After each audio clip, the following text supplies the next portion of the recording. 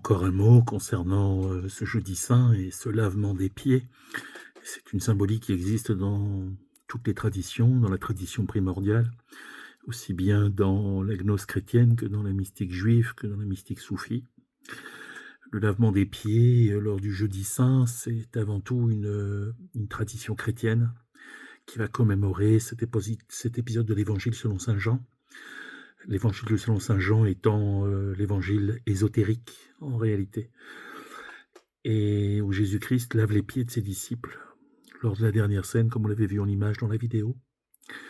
C'est un geste qui est rempli, d'humilité et qui va symboliser aussi, l'acte de servir, l'acte de service, la noblesse du sens du service. Et nous pouvons voir à quel point, à l'époque que nous traversons, le sens du service est négligé. On ne respecte plus ceux qui sont au service, que ce soit dans les restaurants, que ce soit dans les hôpitaux, que ce sens du service est attaqué de toutes parts et il est dénigré, dévalorisé et réduit à rien pour retirer toute forme d'humanité, pour retirer toute forme de noblesse du cœur. Et sur le plan ésotérique, le lavement des pieds, il est souvent associé à une purification spirituelle, et puis cette nécessité de cultiver cette humilité au quotidien, parce que c'est au quotidien, parce que dès que vous lâchez, eh bien automatiquement l'ego, la vanité reprend, l'orgueil reprennent le dessus. Donc Jésus, dans cette symbolique, va représenter aussi nettoyer les impuretés et les péchés de la vie. Et péché, je voudrais donner une définition qui est un petit peu différente de celle que le catholicisme en fait a pu donner, avec beaucoup un axe de culpabilité. Péché, en fait, relever ça comme étant justement ce qui n'est pas achevé, ce qui n'est pas terminé. Donc le péché n'est pas un sens de péché au sens culpabilisant et honteux, puisque Dieu nous a créés, il nous connaît de toutes parts, il sait ce que nous sommes, qui nous sommes, avec toutes les forces, toutes les lumières et les ombres que nous portons en nous. Donc il y a cette notion de nettoyer les pieds, c'est nettoyer les impuretés, c'est nettoyer en fait les péchés, c'est-à-dire tout ce que nous n'avons pas achevé, tout ce que nous n'avons pas pu terminer, tout ce que nous avons fait de travers en fait ou de tordu, dans le sens en fait comme Dieu représente la perfection, représente l'unité, représente l'absolu. Rien n'existe en dehors de Dieu, comme disent les soufis, la illallah. Donc Dieu, c'est cette perfection qui est absolue. Et donc le péché, il est à comprendre que l'être humain, quoi qu'il fasse jusqu'au bout du chemin, il est dans le péché. C'est-à-dire, il est dans cette imperfection, mais que petit à petit, effectivement, il purifie par la pureté de ses actes, de ses paroles, de ses actions, et par sa compassion. Compassion signifiant prendre dans le cœur, comprendre, mais avec le cœur. Le lavement des pieds correspond aussi en fait à cette notion de mettre les besoins des autres avant les siens. Et ça, c'est un état dans les écoles des mystères, dans les écoles de sagesse, en fait, de la maturité, non pas psychologique, mais de la maturité spirituelle. C'est lorsque nous considérons que nous trouvons plus de satisfaction à satisfaire les besoins des autres que les siens propres. Et c'est aussi cette deuxième action qui est reconnaître la dignité de chaque individu. Je te vois tel que tu existes et je t'accepte tel que tu es. Car quoi que tu penses, quoi que tu ressentes et quoi que tu fasses, tu es une partie de ma vie. Tu es cette part de Dieu qui m'est représentée d'une partie de mon passé, d'une partie de mon futur, d'une partie de mon présent. Tu es une partie de ma vie. C'est dans ce sens-là. Et si l'on approfondit la notion dans la gnose, dans la mystique juive, dans la mystique chrétienne ou soufie, dans la gnose mystique juive qu'on appelle la Sophia, ça revêt en fait une dimension encore plus profonde. C'est-à-dire cette purification spirituelle, c'est la libération de nos attachements à tout ce qui fait partie du monde terrestre. c'est cette notion, nettoyer les pieds du disciple. Jésus les aide à se débarrasser des obstacles du monde matériel, c'est-à-dire de ces attachements, de nos certains de nos désirs illusoires, de certains de nos actes, de ce qui nous fait courir, et nettoyer les puretés, c'est se préparer à une connaissance plus profonde de soi-même, faire un vide-grenier, c'est être cette capacité, se préparer en fait à recevoir quelque chose de beaucoup plus grand. Donc, et la deuxième action, c'est Jésus qui est Dieu pour les chrétiens, Dieu qui s'est fait homme, c'est se mettre au service du plus petit d'entre nous, ou du plus petit ou de la plus petite que nous avons été, ou que nous avons parfois l'impression d'être encore, tellement petit, tellement indigne, tellement impur.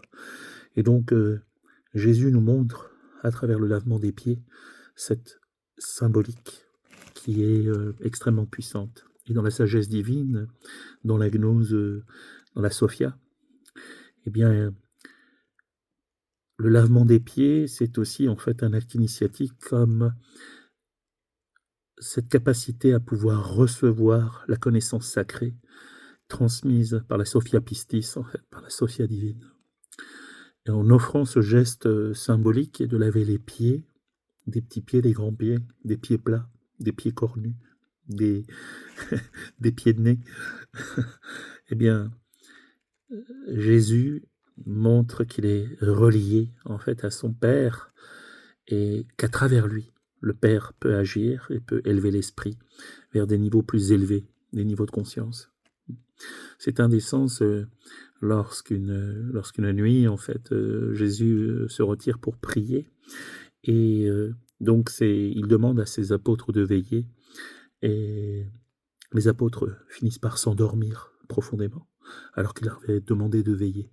Eh bien, c'est cette symbolique-là. La notion, en fait, de veille, c'est cette limite dans les stations spirituelles qui font qu'à un moment donné, l'endormissement fait que nous ne percevons pas ces mondes supérieurs ou ces mondes de l'esprit. Et parmi les apôtres, Jean, en fait, sera en fait le préféré de Jésus-Christ, parce que il aura atteint, lui, cette station spirituelle, et c'est pour cette raison-là que Jean a été en fait chargé, justement, effectivement, d'aider à cette retranscription des enseignements du Christ, mais d'un point de vue ésotérique, d'un point de vue donc de la science spirituelle existant dans la tradition primordiale. Donc, vous l'avez compris, le lavement des pieds, c'est se libérer des aspects matérialistes, c'est se libérer de nos illusions à propos de ce monde, c'est se libérer aussi, en fait, des illusions que nous avons des mondes spirituels. Et c'est cette notion de laver l'âme, vous vous souvenez, purifier l'âme animale, nafsu, purifier l'âme morale, purifier l'âme d'entendement, et puis pour atteindre cette âme pacifiée. Donc ça correspond en fait à ces différents degrés, à ces différents mondes, pour pouvoir atteindre l'illumination et l'union avec Dieu, avec Allah, avec Hachem. Et dans la gnose soufie, le lavement des pieds contient lui aussi en fait une dynamique extrêmement importante. Toujours cette symbolique de purification, d'humilité, mais c'est aussi en fait un acte de soumission à la volonté de Dieu. Tu vois, ce Jésus-Christ, quand il lave les pieds, compte tenu du niveau de conscience qui est le sien, en fait, et puis de la grandeur de l'esprit qui est le sien, eh bien, il aurait pu, en fait, ne pas laver les pieds de ses apôtres. Mais, il est, à ce moment-là, en fait, il obéit à ce que son Père lui demande de faire. Et en cela, en fait, il transmet, en fait, un enseignement sacré, en fait, aux apôtres qui, ensuite, dans la mission qui sera la leur, les accompagneront. Donc à travers cet acte, il y a en fait cette transmission de la baraka, de la Shekhina ou de l'Esprit Saint qui est transmis aux apôtres ensuite dans la mission qui sera la leur, puisque les 12 apôtres en fait vont partir en fait transmettre justement les enseignements du Christ en fait aux quatre coins du monde, et ils connaîtront d'ailleurs effectivement pour la grande majorité d'entre eux justement en fait une fin de vie qui sera particulièrement douloureuse, mais leur esprit sera en Christ, et avec le Christ et avec Dieu. Donc, euh, donc, chez les soufis, donc il y a toujours cette, comme pour chez les chrétiens, chez les juifs, ce détachement des désirs terrestres. Et les pieds, c'est ce qui symbolise la partie la plus basse, la plus matérialiste, celle qui est la plus proche en fait de la terre, de la poussière. Et donc le soufi va chercher à se débarrasser. Se débarrasser de quoi? Se débarrasser de l'ego et de toutes les impuretés afin de se rapprocher d'Allah, de Dieu et d'atteindre cet état de pureté originelle. Le lavement des pieds, on peut se rappeler, mes amis, que dans la tradition islamique, c'est une pratique rituelique extrêmement importante avant la prière.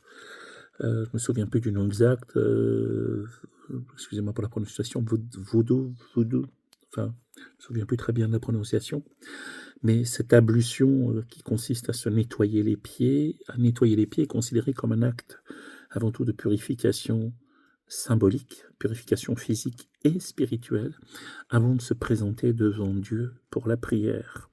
Donc dans sa symbolique, c'est se laver les pieds, en fait, c'est ce qui symbolise en fait aussi ce que nous allons incarner comme action dans le monde de la matière. Donc se laver les pieds, ça consiste en fait de plus en plus à ne plus commettre d'actes justement qui soient une source de nuisance pour nous-mêmes, pour notre famille, pour nos amis et pour cette part de l'humanité à laquelle nous participons.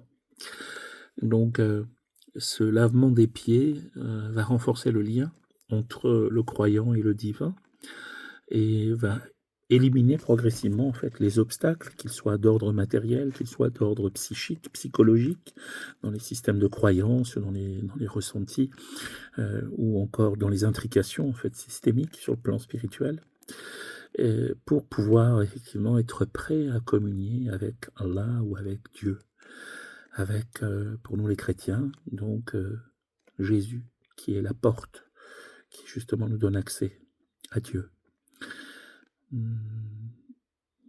Qu'est-ce que je voulais rajouter d'autre? Je crois que je vous ai à peu près tout dit. Je vous souhaite une très belle nuit. Donc on est parti pour 3 jours dans une intensité encore plus forte. Je vous invite, si vous vous rendez à une des prochaines messes, à vivre l'Eucharistie en entrant en résonance. Vous voyez, comme vous faites de la systémie en tant que représentant, en fait, vous pouvez choisir l'un ou l'autre des apôtres, ou l'un ou l'autre Marie-Madeleine, la Vierge Marie, ou l'apôtre Jean, ou le centurion romain, qui reconnaîtra effectivement le Christ comme étant le Fils de Dieu, comme étant réellement Dieu incarné. Et vous pouvez décider de rentrer en représentation, comme si vous étiez à l'époque. Vous rentriez en résonance, comme quand vous rentrez en représentation en systémie, et vous observez les effets que ça a sur vous.